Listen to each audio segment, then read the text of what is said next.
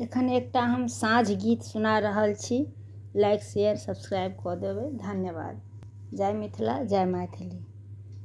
पड़ि गेल साँझे लेस लिअ बाती, साँझा मैया रखती जान में आही बाती।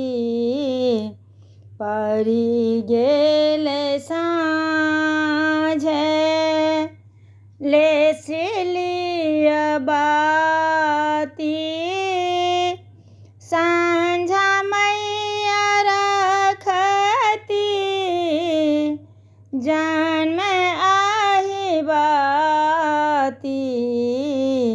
कथी केर दीप कथी सुत बाती,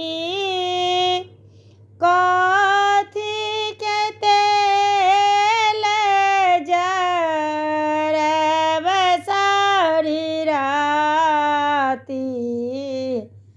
सोना केर दीप पाटाए सुत बाती, सरिसो के तेल जरब सारी राती।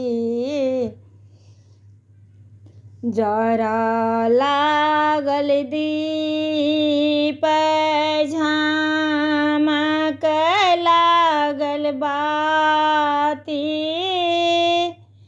खेला लगली साँझा मैया चारू पहर राती।